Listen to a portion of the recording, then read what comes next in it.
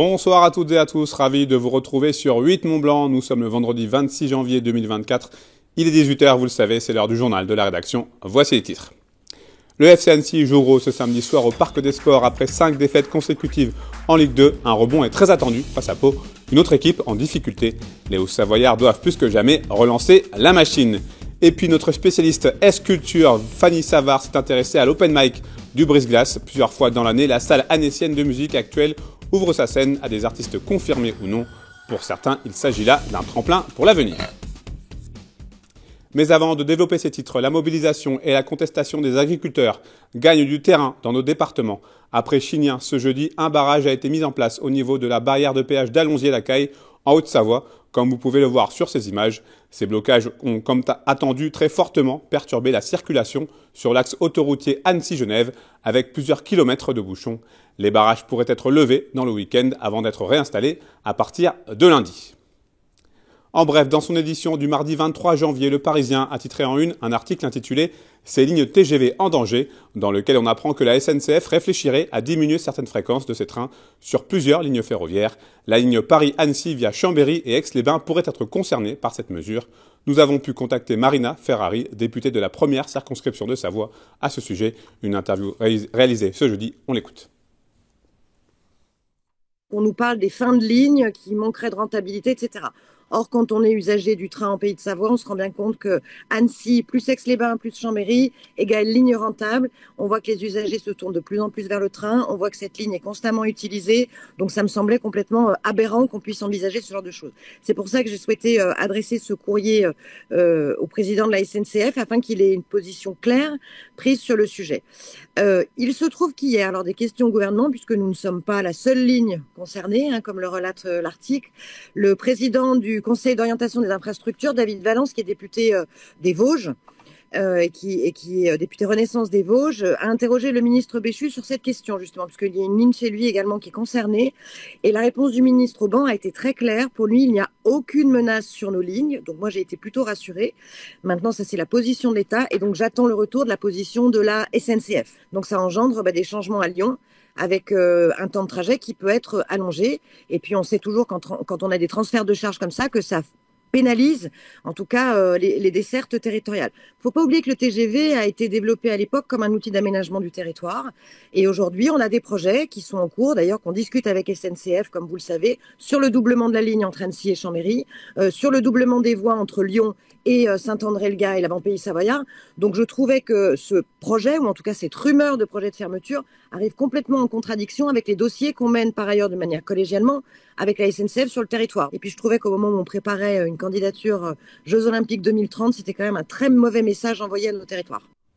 Je vous le disais en titre, en sport, le FC Annecy reçoit Pau ce samedi à partir de 19h au Parc des Sports. Après 5 défaites de rang, les hommes de Laurent Guyot, 17e de Ligue 2, ont désormais 4 points de retard sur le premier non relégable. La rencontre de ce week-end revêt donc d'une grande importance. On fait le point à 24h du match. Reportage. Laurent Guyot et son staff en pleine réflexion. La défaite à Amiens de ce mardi, la 5e de suite en championnat, laisse les Hauts-Savoyards dans une position peu enviable au classement. 17e de Ligue 2, les Reds ont désormais 4 points de retard sur 3, le premier non relégable. Mais si la panique n'a absolument pas sa place dans le discours, l'heure est désormais à la prise de conscience. Il faut faire des constats clairs. On est à 5 défaites d'affilée. Et c'est en ça le challenge aujourd'hui, c'est-à-dire qu'il faut stopper la spirale. Il ne faut pas se dire que ce n'est pas grave parce qu'en termes de football, ça l'est. Maintenant, encore une fois, et c'est dans cette direction-là que je veux aller, c'est qu'aujourd'hui, ce n'est pas en disant c'est grave et en dramatisant que ça va s'arranger. Permettre aux joueurs dans ces moments-là de retrouver la confiance nécessaire, c'est pas si évident que ça. Donc on y travaille, à nous de les aider, et puis à eux aussi d'aller la chercher, parce que c'est avec les efforts de chacun qu'on y arrivera, puis on va y arriver. Si le bilan actuel n'est évidemment pas bon avec seulement 1 point pris sur 18 possibles, les 5 derniers revers du FCA l'ont été à chaque fois par un seul but d'écart. Preuve que le club Haut-Savoyard n'est pas si loin. Et ce samedi au Parc des Sports face à Pau, pour tenter de relancer la machine grippée annécienne, il faudra se souvenir des belles choses aperçues en septembre dernier, lors du succès conquérant 3-0 en terre paloise. C'était peut-être l'une de nos plus belles prestations cette année. Nous, on aborde le match d'une manière, je pense, différentes d'eux en termes de séries sur les dernières semaines, mais je pense qu'eux ont aussi en mémoire le match aller comme nous on peut l'avoir. Et voilà, c'est pour ça que je dis qu'à chaque fois il faut repartir de zéro. On joue le match pour le gagner, puisque comme on l'a vu, on peut perdre contre toutes les équipes du championnat, mais pourquoi pas aussi battre toutes les équipes du championnat. Et après Brian Beyer et Capit Djoko, un troisième élément est venu renforcer l'escouade offensive des Rouges pendant ce mercato. Ousmane Camara, attaquant gaucher et dynamiteur de surface, est prêté par la JOCR jusqu'à la fin de la saison. J'espère que je vais apporter beaucoup de choses parce que je suis venu ici pour un objectif, pas pour moi, pour l'équipe, pour aider l'équipe, parce qu'aujourd'hui je suis en difficulté. Donc je ne suis pas venu ici pour moi, je suis venu ici pour accompagner l'équipe, pour être un objectif. Donc le plus important pour moi c'est ça d'abord, pour mon premier défi, pour aider maintenant l'équipe. De la fraîcheur, un pied gauche, l'envie de ne pas se poser de questions, d'aller vers l'avant. Et puis à partir du moment où on joue avec deux attaquants, parce que c'est l'option vers laquelle on s'est projeté encore une fois parce qu'on veut gagner des matchs, c'est aussi espérer qu'on puisse trouver une association avec un des attaquants qui sont là, qui sont arrivés, sans oublier ceux qui étaient déjà là auparavant. Laurent Guyot l'a rappelé en conférence de presse d'avant-match, le marché des transferts n'est pas encore terminé. Quoi qu'il en soit, avec ou sans nouveaux joueurs, le FC Annecy doit l'emporter contre Pau pour faire tourner le compteur point. On ouvre à présent une page culture et avant d'accueillir Fanny Savard pour sa chronique du vendredi, direction le Brise-Glace. Ce mercredi soir, à l'occasion de l'Open Mic, une sorte de scène ouverte gratuite, 14 jeunes talents se sont lancés un vrai défi, sortir de leur zone de confort et oser affronter le regard des autres et un public averti. Voyez ce reportage signé donc Fanny Savard.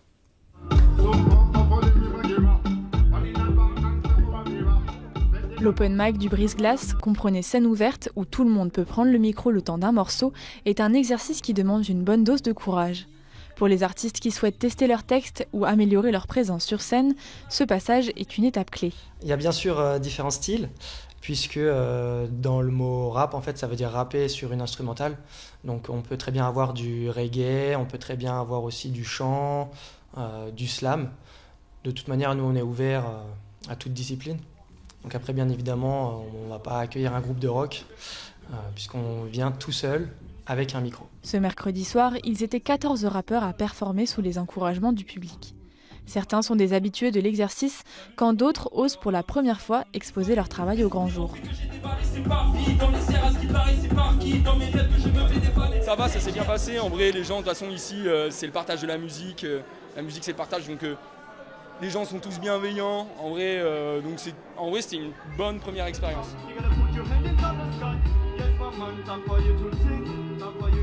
C'est génial un open mic. Enfin, puis même, on est à Annecy. Aujourd'hui, il n'y a plus trop ce cliché-là, mais en vérité, à Annecy, là, c'est exceptionnel de se dire qu'il y a autant de jeunes qui ont envie de faire de la musique et de donner la chance à ces jeunes de faire de la musique. Bah, c'est trop bien. Il y a des artistes de différents horizons. Moi, je suis un peu de l'ancienne de la boom bap. Il y a de la trap, il y a de la drill, donc le public, il est là, il est ouvert, donc c'est cool. Pour le public, ces soirées gratuites, organisées plusieurs fois par an par l'association La Menthe Religieuse au Brise-Glace, sont l'occasion de découvrir de nouvelles têtes et de soutenir des jeunes talents locaux. J'aime bien le monde de hip-hop, de rap, la musique urbaine en général. C'est cool de découvrir des nouveaux types de musique, c'est toujours bien. Ça a l'air très sympa, déjà la première partie était cool, donc à voir ce que ça donne pour la suite, mais ça a l'air d'être un exercice assez compliqué. Donc c'était cool de tenter quoi. Le niveau montera d'un cran lors de la prochaine session d'Open Mic, prévue le 20 mars prochain. Les artistes s'affronteront sur des exercices bien distincts. Ils feront face à un jury avec l'objectif de se qualifier pour le Rap Challenge, la finale organisée par l'association annécienne.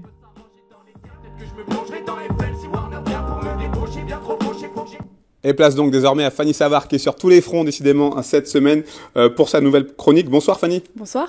Alors on commence par un voyage en Afrique. La scène nationale Malraux de Chambéry accueille du 26 au 29 janvier la 9e édition du Cinébala. Cette année, ce sont le Maroc et l'Angola qui sont à l'honneur. Vous pourrez découvrir des films des différents pays du continent et rencontrer les équipes des films. Au-delà d'un festival cinématographique, c'est toute la culture de ces deux pays qui seront représentés grâce à un village des créateurs.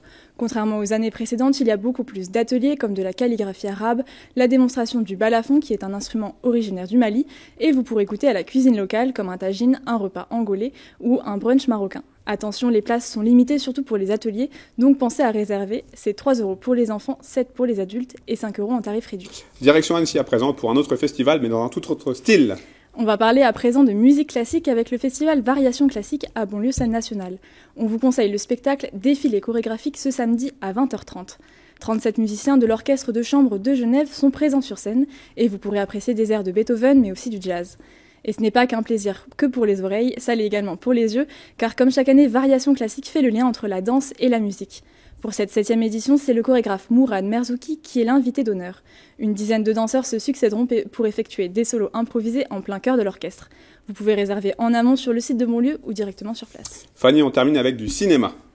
Au Dôme Cinéma d'Albertville, vous pourrez découvrir ce samedi après-midi des courts-métrages retenus dans le cadre de Passeurs d'images. Ce dispositif vise à permettre l'accès au cinéma au plus grand nombre. Après un appel à candidature en septembre, les courts-métrages ont été soigneusement sélectionnés par un jury. Les critères résidaient sur le territoire de l'Arlisère et avoir réalisé un court-métrage de 10 minutes maximum. Ce ne sont donc que des productions d'amateurs locaux, dont des adolescents, qui pourront voir leur œuvre sur grand écran. L'événement étant de temps la projection des films avec une grande variété de genres, comédie, documentaire, films d'animation ou encore fantastique. Puis 2 cascadeurs professionnels viendront expliquer leur métier, comment réaliser une chute ou une bagarre, et ensuite le public pourra monter sur scène pour essayer à son tour. C'est gratuit et c'est à partir de 14h au Dôme Cinéma d'Albertville. Merci beaucoup Fanny Savard, on te retrouve dans 2 semaines pour une nouvelle chronique. C'est la fin de cette édition, merci à vous pour votre fidélité à l'information sur 8 Mont-Blanc. Merci à toute l'équipe pour son aide. Vous avez désormais rendez-vous avec la traditionnelle et attendue météo de Thierry Paul. Passez un très bon week-end. Prudence si vous êtes sur les routes. Lundi, c'est Emmanuel Jaude qui sera aux commandes du JT pour une nouvelle semaine d'information sur 8 Mont-Blanc.